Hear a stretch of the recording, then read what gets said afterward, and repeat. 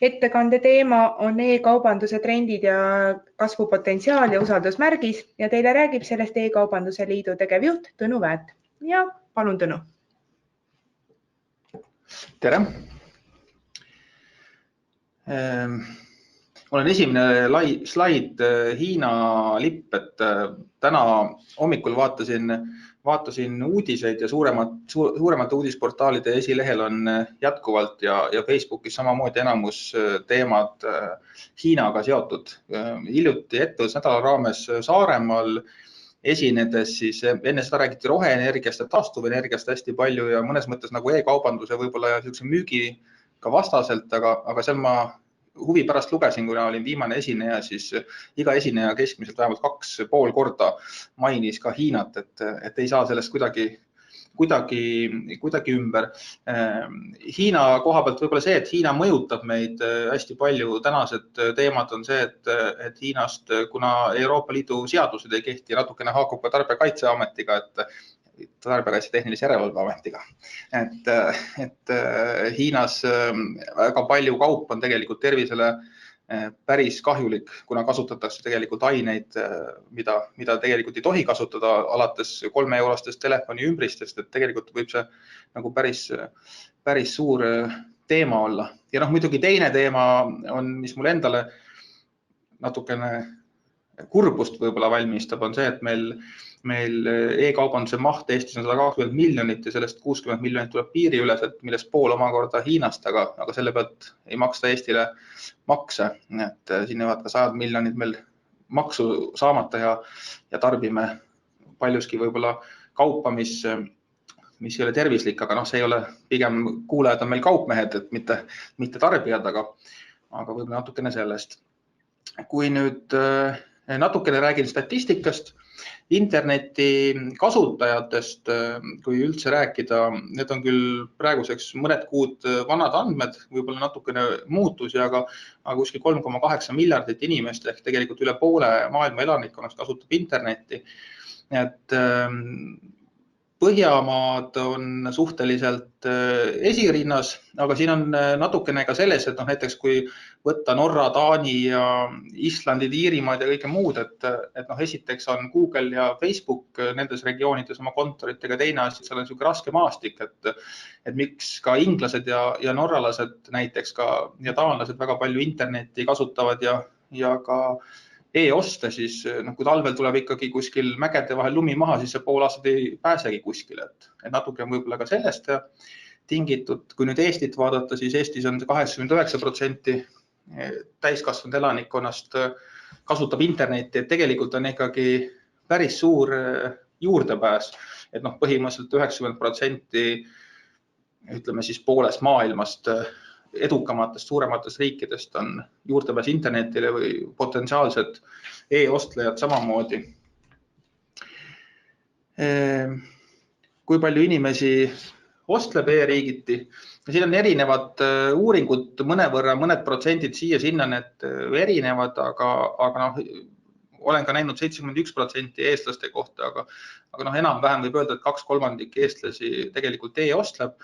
Veel mis natukene kaubanduskeskusi mõjutab, huvitav, see oli vist, kui ma ei eksi, Emori uuringust tuli välja, et alla 20, see oli siis 16–25-aastased eestlased 3 korda kuus e-ostlevad selle asemel kaubanduskeskust külastamata, et seal on huvitav trend, aga samas Ülemiste keskusesse minna ükskõik mis päeval või kellaajal ikka on parkla täis, et ega ta edukamaid kaubanduskeskusi ei mõjuta, kuigi e-ostlemine kasvab päris mühinal.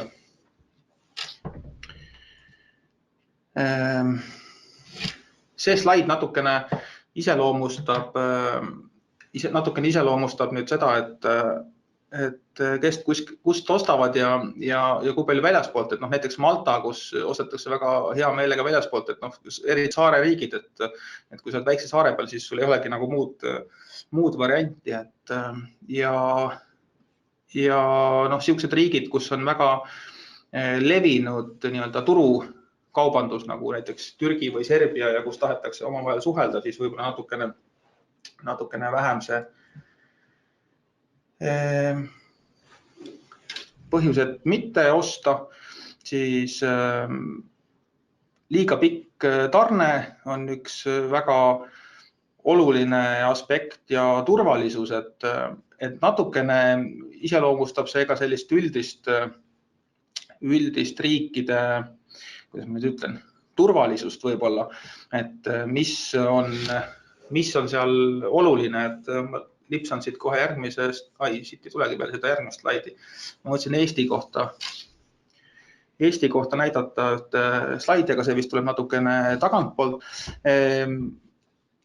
See võib-olla kõlab natukene imelikult, aga eestlane on ikka hästi leplik inimene, et ainult tegelikult 2% eestlasi ütlevad, et ma ei osta võib-olla sellepärast, et ma ei tea, kas ta on turvaline või siis näiteks pikk tarne, aga Eestis on osadel veebikaubamajadel ja peamine ka Tarbijakaitse ja Tehnilise Järelevalve Ameti kaebuste protsent on ju kõige suurem on seotud tarnega, et sellised temperamentsemad, ütleme siis rahvused nagu Hispaania, Portugal ja isegi ka Türgi, Serbia, Montenegrod ja muud, seal on turvalisus ja pikk tarne on ikkagi hästi suur protsent, peaaegu kolmandik ütleb, et kui ma näen, et seal võib-olla küsitakse liigseid andmeid või see tarne on liiga pikk, siis ei osta, aga eestlane kannatab kõik välja. Eestis on ka üks väiksemaid tegelikult tagastamise protsente, mis on ainult 2-3, et Ameerikas on väga paljud kaupmehed räägivad 25 ja 30%, seal on muidugi ka teistmoodi, eriti laienemise puhul peab selle kindlasti läbi mõtlema, et hiljuti üks Eesti kaupmees, kes laienes USA-sse, tegi väga korralikke müüke, aga strateegia oli see, et saada kõik tagasi, mis sulle ei sobi, vahetame tasuta ära ja nad lõpetasid selle müügi seal päris kiiresti ära, sest 30% oli tagastus. Ja see lihtsalt kulu nii suur, et vaata, et mine pankrotti. Aga väga levinud Inglismaal täpselt samamoodi, et telligi 3 paari saapaid koju selle eesmärgiga, et äkki ühe ostan kui üldse. Aga kui sa selle kõik oma kuluga tagasi võtad, siis see kulu tuleb päris suur. Veel, kui nüüd rääkida veel lisaks nii-öelda vanusest, siis üks huvitav asi, näiteks Ameerikas ja Inglismaal on eriti tugevalt ja Ameerikas on kõige ostujõulisem sihtgrupp 55+.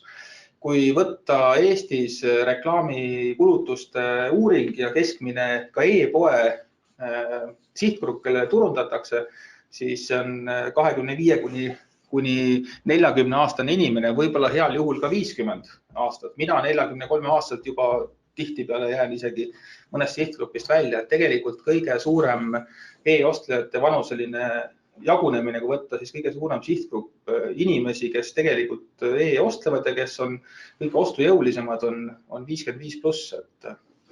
Ma arvan, et kõigil on neid näiteid tuua, aga minu 63-aastane emagi käib 4 korda aastas reisimas ja on ostujõulisem kui mina. Et siin on lihtsalt üks nagu mõttekoht, millele tähelepanu pöörata, et väga paljud sotsiaalmeediakampaaniad ka Facebookis võetakse, mida hiljuti üks Facebooki inimene ka ütles, et ka Eestis ja Baltikumides enamus kampaania, mis tehakse kuni 50-aastastele. Et tegelikult 55+ ja 60 aastat oleks täitsa mõistlik sisse panna. Et seda enam, et ka meie üks eelmise aasta uuring, mis me Eestis tegime koostöös turu-uuringutega, eriti maapiirkonnas inimesed ütlesid, et nad tegelikult ostaksid, kui neil oleks natukene rohkem võib-olla teadmisi, usaldust ja reklaami, mida nad näeksid. Kui paljud inimesed ostavad ilma toodet nägemata, siis see on üks asi, mida vaadata. Eesti on selline 27%, ütleme, et kolmandik, siis tegelikult niimoodi, kui need mõned, ütleme siis võib-olla hälbed välja võtta, siis 25-30% või iga kolmas inimene on täiesti nõus toodet ostma ilma seda nägemata. Ja kui nüüd võtta, mida ostavad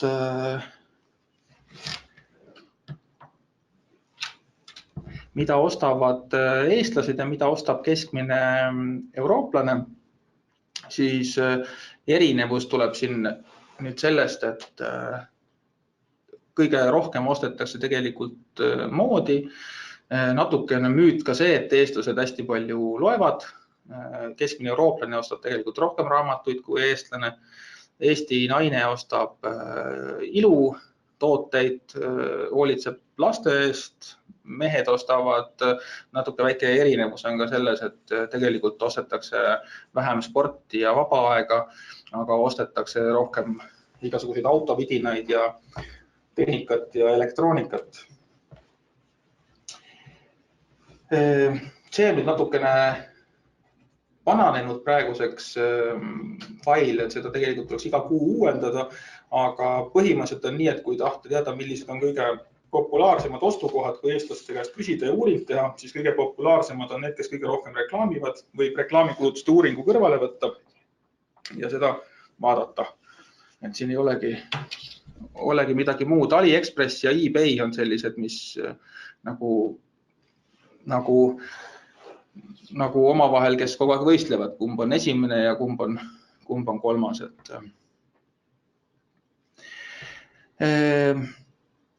See on üks huvitav asi, mida ma Eesti Pangast ka ise üle küsisin, et kas võib ikka tõsi olla, sest eestlaste pangalingi maksekorraldused esimene kvartal 2019, siis 25% on loteriid, hasartmängud ja liikveod. Küsisin, kas tõesti võib nii olla, aga käive juurde võtta, siis käive on 5%. Väga paljudel on püsikorraldused või siis iga nädal ostavad ühe loterii, mis tegelikult maksab võib-olla 1 euro, võib-olla isegi vähem, ma isegi ei tea, kui palju täpselt maksavad, summaliselt ei ole nii suur. Eestlaste rahast, kogu rahast 20% kulub kaupade ostule ja natukene mõnevõrra vähem on igasugused telekomid, energiaettevõtted, kõik seda isegi saavad kinnitada, et need käibed muudkui kasvavad. Ja kõige suurem eestlaste kaardimaksete arv väljapool Eestit, siis kõige rohkem raha viiakse Soome 26%, Lätti alkoholina 12%, mis loodetavasti väheneb. Üks huvitav fakt on veel see, et kui nüüd mõelda, et kuhu meie raha läheb, siis tegelikult eestlaste rahast 30% laekub Suurbritanniasse, ainult 19% Eestisse, mis natukene on võib-olla jahmatav, aga siin taga on see, et tegelikult väga paljud ettevõtted, mida me iga päev ka meediast loeme, et suured Eesti ettevõtted või nii-öelda edulood tegelikult on registreeritud Suurbritanniasse ja tegelikult see raha laekub ka sinna, kust võetakse välja ka kasumid ja kõike muud. Kui nüüd natukene statistikast veel, siis Eestis on circa 5000 e-poodi. Päris täpselt keegi ei tea, me oleme ise Sony abiga võtnud välja domeenid, kes kasutavad e-poe platvormi. Hinnang on umbes 5000 platvormi on, aga e-poe võid ju teha aga päevaga valmis ja kasutada tasuta platvormi, sa ei pea seal aktiivselt tegutsema, et kui palju selliseid suuri ja aktiivseid poode on, siis pigem ma pakuks võib-olla 3500. Tegelikult on juba turvalise ostukoha märgiste kandjate arv 111, natukene rohkem. 8 kuuga on 29% Eestis e-ostude kasv, need tuginevad Eesti Panga andmetele. E-ostlemine ei ole selline hüpoteetiline, vaid on kõige kindlamini tegelikult fikseeritav, kuna sa ostad, sinust jääb märk maha ja summa maha. Nii et seda numbrit ma usun, et ta 29–30% on. Ja kui võtta nii, et igakuiselt on 120 miljonit, mis Eestis on e-kaubanduse maht, kui ta kasvab ja jätkuvalt on kasvanud 2 aastat, ma ei näe ka põhjus, miks ta vähem peaks kasvama, siis tegelikult me järgmine aasta räägime juba 200 miljonist. Kogu jaekaubanduse maht on 600 miljonit, nii et tegelikult see e-kaubandus ei ole üldse enam nii väike, ta on juba 20% ka praegu kogu jaekaubanduse mahust ja ka suuremad e-kauplejad seda kinnitavad, et kes kõvasti sinna panustavad ja suurelt seda ka teevad, et 20–30% ka nende käibest see juba moodustab, nii et täitsa oluline kaubanduse osa. Et üks oluline asi on veel see, et Eestisse tehakse 8 miljoni eest keskmiselt kuus välismaal välja antud pangakaartidega, krediitkaartidega siis osta. Kindlasti tasub oma e-pood ka inglisekeelsena hoida, et 8 miljonit kuus on päris korralik. Ja eestlased on, nagu üks Mastercardi esindaja hiljuti mulle ka ütles, et kui nad võtavad maailmakaardi ja riigid, siis Eesti eristub lihtsalt selles, et 80% kasutatakse pangalinki. Hiljuti üks, kes meil nüüd 14. november tuleb seminarile ka rääkima, üks Ameerika suur e-entusiast ja koolitaja, kes on 1000 inimesi koolitanud, teab kõike, siis ma talle mitu korda pidin seletama, et mis asi on pangalink ja ma ei ole kindel, kes ta lõpus ikkagi aru sai, et see on nagu selline müstiline asi, aga 78–79% kuus kasutatakse ja pakiautomaat on eestlastel jätkuvalt üks lemmikuim, et väidetavalt USA-s ja Hiinas on juba 90%, Eestis suuremad e-poed saavad 70% kindlasti oma ostudest ja liiklusest mobiilist, nii et mobiil on kindlasti üks olulisemaid kanaleid. See 90% on punaseks tehtud, mida siin eespool täpselt, kuidas seda kommenteeriti, ma päris täpselt ei tea, ma juures ei olnud, aga tegelikult võib öelda küll, et Eesti e-poodidest, kui jätame kõrvale sellised pisidetailid, et kui on registreerimisnumber esilehel vale või muud, et kui võtta üldse kõik vead kokku, siis umbes 90% e-poodidel esineb vigu, aga umbes pooltel on tegelikult selliseid tõsiseid vigu nagu tagastamistingimused puudulikud või lubatakse 30 päeva jooksul raha, et mõned sellised suuremad asjad on, et mobiiltelefoni vaated on kindlasti asi, mis tuleks kriitiliselt üle vaadata.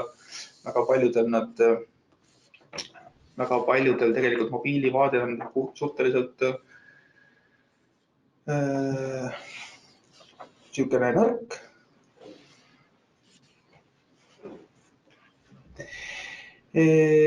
Mis puudutab veel kaks asja, mille võib-olla veel korraks peatuda, on madal e-eksport. Eesti väike ja keskmised ettevõtted teevad ainult 8% e-eksporti. Euroopa Liidust on ka minu poole pöördutud 2 korda küsitud seda, et see on madal, aga siin on muidugi ka see, et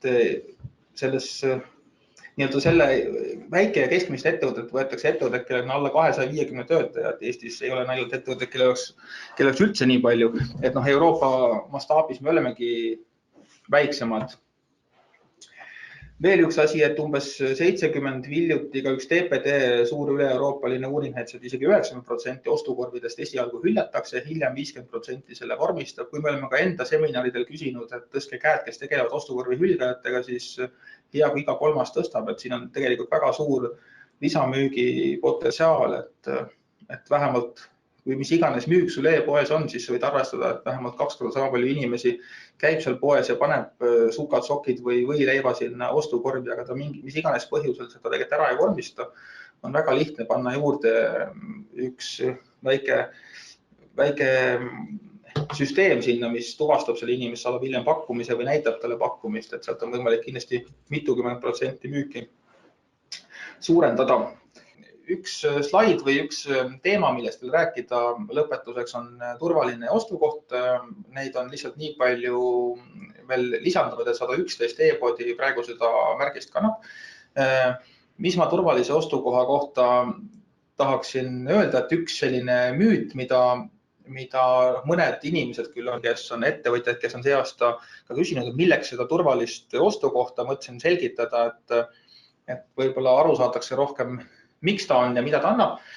Et teine asi on see, et turvalise ostukoha märgistega, et kui selle turvalise ostukoha märgis e-poele saad, siis tegelikult, mida me sellest aastast teeme, meil on eraldi inimene tööl, me aastas nüüd 2 korda teeme järelkontrolli turvalistele ostukohtadele, et väga palju, kui nüüd Tarbijakaitse Ameti ja Tehnilise Järelevalve Ameti kontroll käigus ka tuvastati mõned turvalise ostukoha kandjad, kelle näiteks mõni link ei töötanud, et me hakkame nüüd seda tegema, et teeme järelkontrolli 2 korda aastas nendele, kes seda märgist kannavad. Nii et pead mitte ainult taotlemise hetkel korrektne olema, vaid ka edaspidi.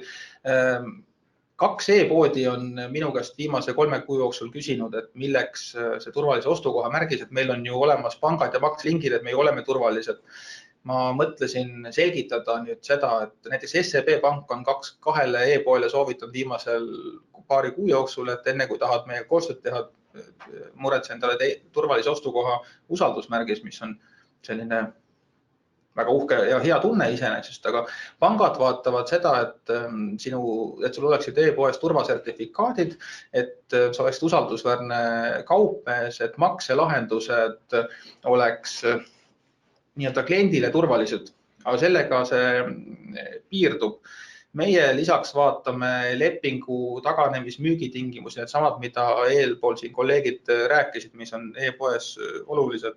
Vaatame garantiitingimusi, vaatame üle ostukorvi kõik tooted, et ühiku hinnad oleksid vastavalt milliliitrid ja nad oleksid ka liitri hinnad juures, transpordihindade seaduslikkust ja kõike muud, mis tähendab seda, et siiamaani mina ei tea ühtegi e-poodi, kes turvalise ostukoha märgist kannab, kes oleks kohe selle märgise saanud. Et see on ka sellele vastus, kui keegi küsib, et miks seda turvalise ostukoha märgist, et me kindlasti leiame igast pohest midagi, mis tuleks muuta.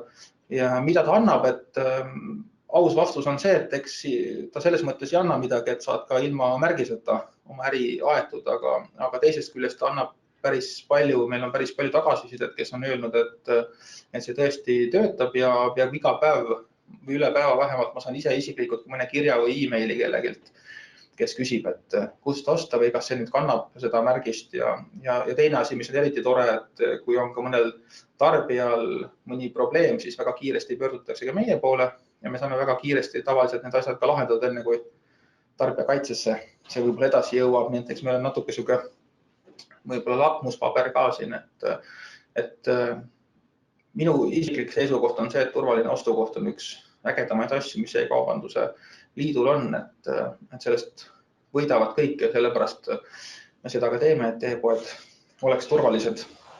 Aga ma arvan, et minu poolt rohkem praegu ei olegi, võib vaadata küsimusi ja vastuseid.